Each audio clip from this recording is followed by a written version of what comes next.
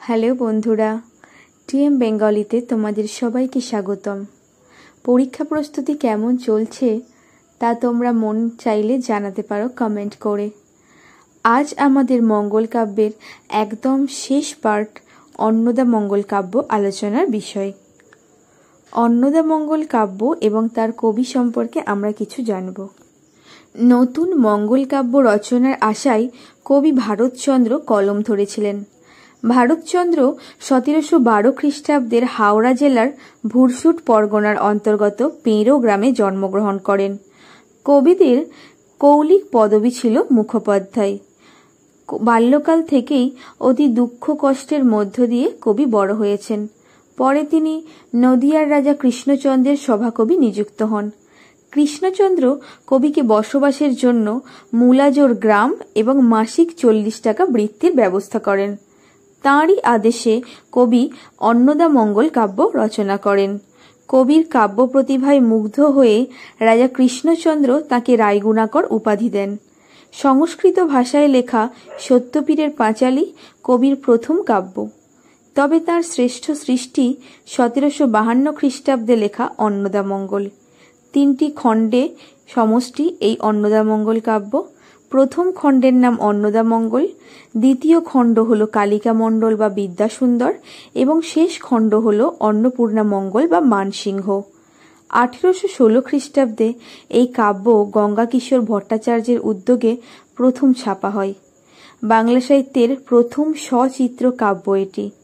কবির অন্যান্য রচনাগুলি হল রসমঞ্জরি, নাগাষ্টক, বিবিধ, কবিতাবলী, চণ্ডীনাটক প্রভৃতি। 1760 খ্রিস্টাব্দে কবি বহুমূত্র রোগে মৃত্যুবরণ করেন। ভারত খ্যাত আপনার গুণে কার উক্তি? ঈশ্বর গুপ্তের। ভারতচন্দ্র কত খ্রিস্টাব্দে জন্মগ্রহণ করেন? 1712 খ্রিস্টাব্দে। ভারতচন্দ্র কোথায় জন্মগ্রহণ করেন? হাওড়া জেলার ভুরসুট পরগনার অন্তর্গত পেঁড়ো গ্রামে। ভারতচন্দ্রের পিতার নাম কি? নরেন্দ্র নারায়ণ রায়। ভারতচন্দ্র কার সভাপতি ছিলেন? মহারাজ কৃষ্ণচন্দ্র।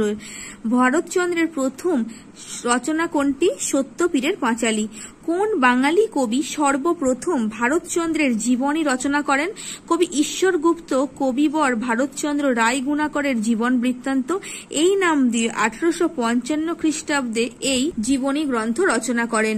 ভারতচন্দ্রের জীবন কাহিনী নিয়ে কোন বাঙালি লেখক উপন্যাস রচনা করেন?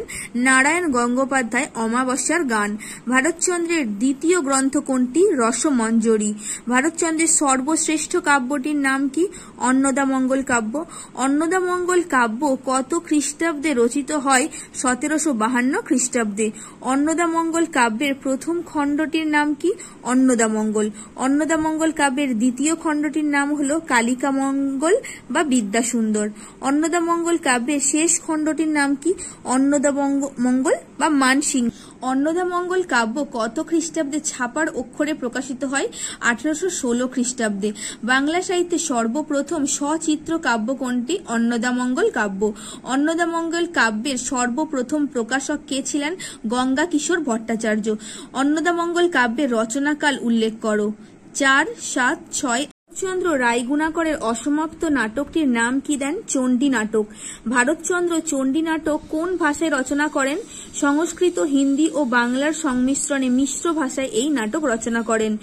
বড়র পিরিতি বালির বাঁধ, ক্ষণে হাতে দড়ি ক্ষণেক চাঁদ প্রবাদটি মধ্যযুগের কোন কাব্যে অন্তর্ভুক্ত? ভারতচন্দ্রের অন্নদা মঙ্গল কাব্যে। যে হোক সে হোক ভাষা কাব্য রস লয়ে কার উক্তি? ভারতচন্দ্র রায়গুণাকর। ভারতচন্দ্রকে রায়গুণাকর উপাধি কে দিয়েছিলেন? রাজা কৃষ্ণচন্দ্র রায়। কবি কাকে বলা হয়? ভারতচন্দ্র রায়গুণাকরকে। রাজা কৃষ্ণচন্দ্র ভারতচন্দ্রকে কোন পরগনা দান করেছিলেন? মূলাজোর পরগনা। নতুন মঙ্গল আসে ভারত সরস ভাসে রাজা কৃষ্ণচন্দ্রের আজ্ঞায় কার উক্তি? অন্নদা মঙ্গল কাব্য রচনা প্রসঙ্গে ভারতচন্দ্র রায়গুণাকরের উক্তি। ভারতচন্দ্র ছাড়া মধ্যযুগের আর এক রাজসভার কবির নাম উল্লেখ করো। বিদ্যাপতি। রাজসভার কবি রায়গুণাকরের অন্নদা মঙ্গল গান রাজকণ্ঠের মণিমালা মতো, যেমন তার উজ্জ্বলতা তেমনি তার কারুকার্য। কার উক্তি? রবীন্দ্রনাথ ঠাকুরের। নাগাষ্টক কার রচনা? ভারতচন্দ্র রায়গুণাকরের। কবি ভারতচন্দ্র গ্রন্থটি কার লেখা? অধ্যাপক শঙ্করী প্রসাদ বসুর। ভারতচন্দ্র কত খ্রিস্টাব্দে পরলোক গমন করেন? 1760 খ্রিস্টাব্দে। মঙ্গল কাব্যের শেষ কবিকে? ভারতচন্দ্র রায়গুণাকর। ভারতচন্দ্রের কৌলিক উপাধি কি ছিল? মুখোপাধ্যায়। Thank you.